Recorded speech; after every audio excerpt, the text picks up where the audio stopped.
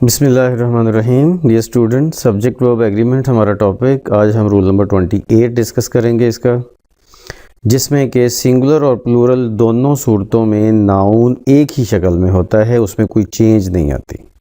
जैसा कि the hunter killed 2 deer, deers नहीं होता, मतलब डियर ही सिंगुलर है, डियर ही प्लूरल है, तो 2 डियर भी हम विदाउट एस लिखेंगे।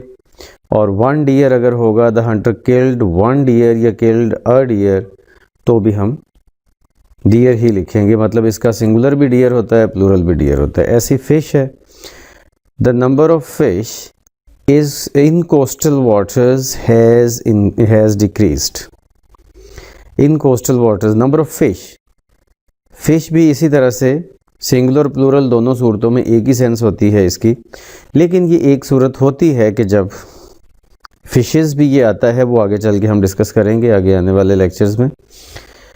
तो लेकिन यहाँ पे ये सिंगुलर के तौर पर ही काउंट हो रहा है, मतलब सिंगुलर या प्लूरल जो भी आप कहें। The number of fish in coastal waters has increased, तो ये नंबर का ताल्लुक हैज़ के साथ है, तो वो हैज़ आ गया।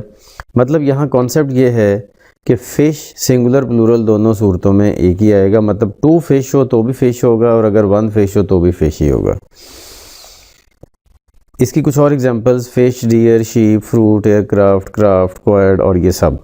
और जो ब्रैकेट में लिखे हुए हैं उनके बारे में आपको पहले से मैं आइडिया दे चुका हूँ कि ब्रैकेट में मीनिंग होता है, यानी कि क्राफ्ट का मीनिंग जब बोट या बोट्स की सेंस में आएगा तो सिर्फ ये इस रूल के अंडर आएगा, अदरवाइज़ नहीं। इसी तरह से बाकी भी सब। तो इनमें से कुछ ऐसे हैं कि जिनके बारे में हम कुछ स्पेशल 1 बाय 1 बात करेंगे, जैसा कि फ़िश है या फ्रूट है, तो वो आने वाले लेक्चर्स में उसके हवाले से 1 बाय 1 बात होगी, क्योंकि उनमें कुछ फर्दर डिटेल भी है। That's it for today. अल्लाह हाफ़िज़।